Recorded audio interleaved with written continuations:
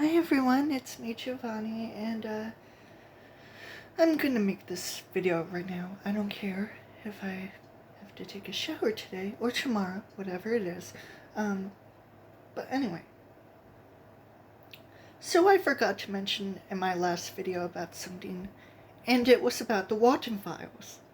Because part 4 is gonna come out next week on Friday. And I'm excited. However, I'm hesitant and skeptical because I don't know how it's going to play out. Like, people have theorized, like, how the series might end. If the series might end there because, all the dark stuff happened and Sophie is now remembering her past. She's trying to figure out what happened and stuff like that. I don't know how it's gonna happen, but you know what? Whatever happens, happens. You know the phrase. But anyway. So I have seen Puppy Playtime Chapter 3, and I just hope Chapter 4 is gonna be the last chapter, because I just hope it's not like Bendy and the Ink Machine, because Bendy and the Ink Machine had a rough time developing and releasing the chapters, with chapter 4, like with chapter 3, chapter 4, and then chapter 5. Yeah. And then Bendy and the Dark Revival happened. And Puppy Playtime, it took a while to have chapter 3 released. So all I know is that maybe chapter 4 might be the last chapter. Who knows? But anyway, I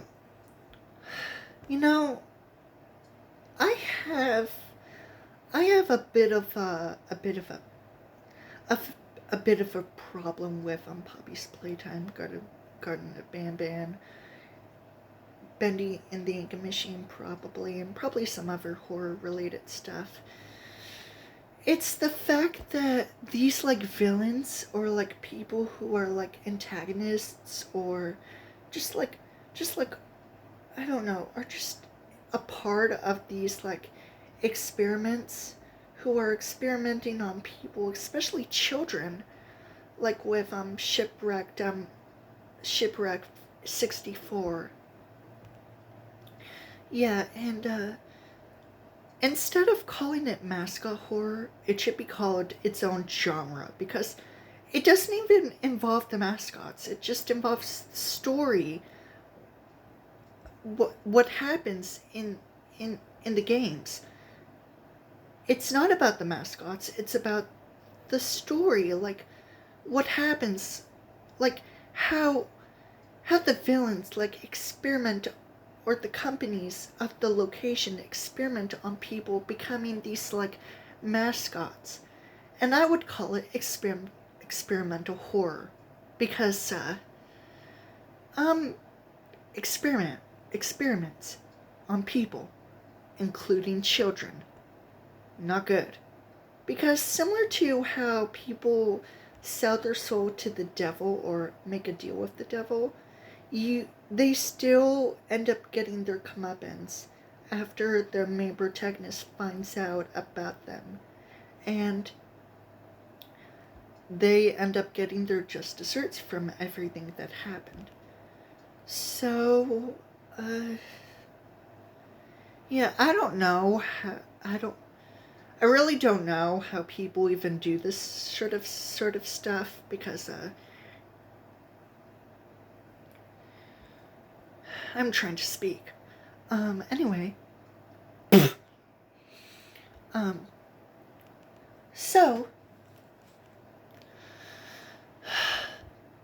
I clearly have a problem with it, and it's sort of pissing me off. I don't like it. I really don't like it at all. It bothers me, especially with how dark it is. I really don't like dark and twisted stuff. It's just not my vibe. Especially, I mean, I like horror, don't get me wrong. I love horror, but with body, with, with bodies cons, spontaneously combusting into certain things, like either exploding, turning into goo, inflating, or anything else, um, uh, it's gross. And people being experimented on in horror and turning into mascots or just statues, I really don't like it. I really, really don't like it. It's terrifying. It is really terrifying. Because how can people do this? How can people in the story do this? Like, for some reason, someone died in someone's life, and Ben, similar to like John Kramer, or or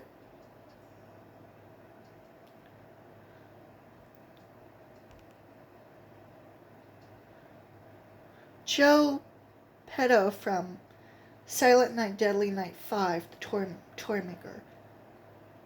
When in a horror movie or horror story, when someone dies, does not give you the license to murder or do these things. Like, how? Because most horror media, of course, it does not involve police. It does not involve the authorities, because the authorities are barely even existent. Either they don't help at all, make up excuses, or, try and figure out what is happening, but the owners or the management of whatever company they're trying to investigate try to hide as much evidence or try and make up excuses by themselves as much as possible to not damage their reputation. You do realize that you are fighting these authority figures who will literally arrest you and probably trial you if you try and, disclose them. You do realize that. You do realize that. I feel like when someone tries to make something horror related, that barely any authorities are involved in the story. Like, I don't know how it happens, but it just happens. But then again, if you're trying to create a slasher or just something, then authorities are not even involved, like in my own stories, because the authorities are barely even present. They're not even present.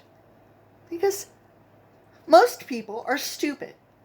They just run away. They try to run away from their problems. They try and hide. They try and do something about it, especially with the smallest things at their disposal. And most of the time, they get killed. They get killed. So please, if you're trying,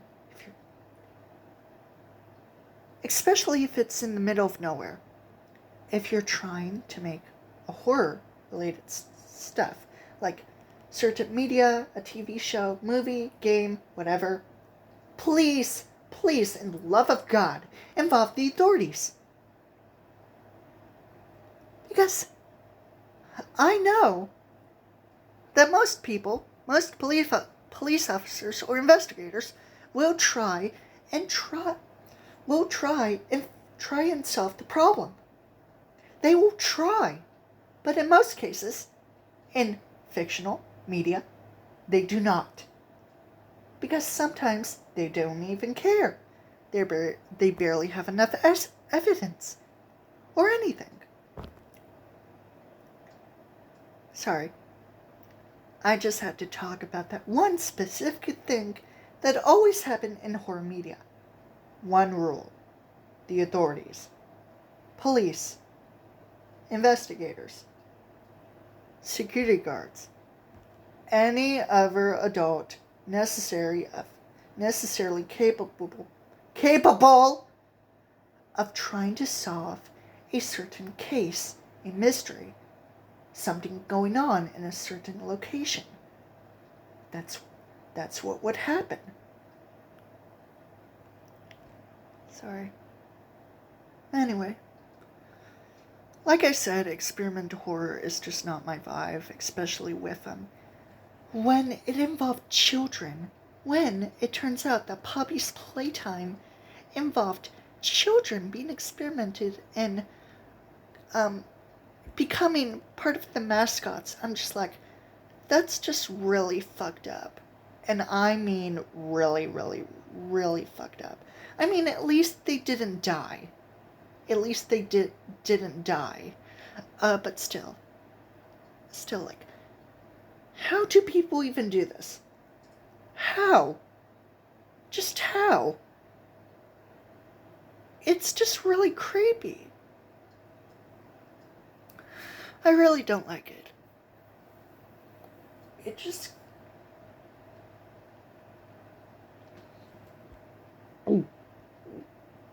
It just really bothers me. And I mean, really, really bothers me. Anyways, I'm still updating my Odiaga ex Ludwig von Kuba. It's doing just fine. I'm still slowly working on it. I went back and forth on how Ludwig's updated design is, and I don't want to redo the rest of the photos again because I'm just not in the mood about it. I have already updated it multiple times, and I don't want to do it again. I really don't.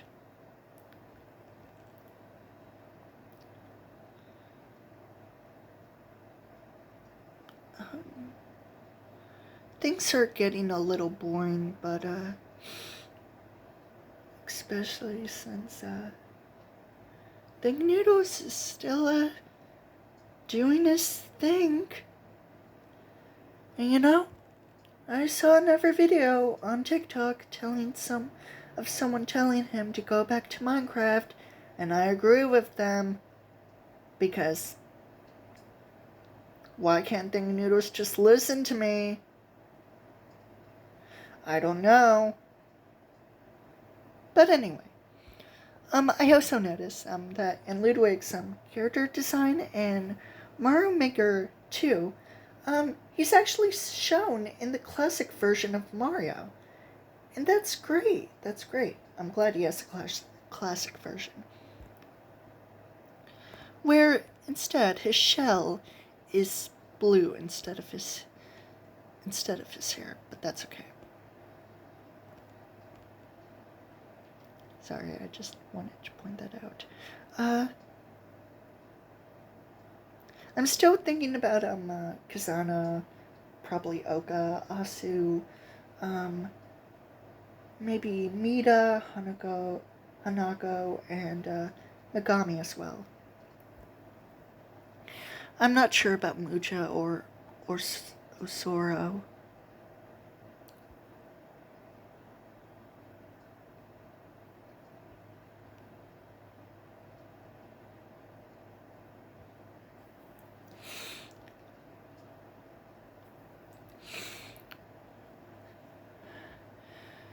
I'm just really glad that we're getting what we want. More updates out of certain stuff, and I'm just here for it. I feel like 2024 might redeem itself, even if we're now in February.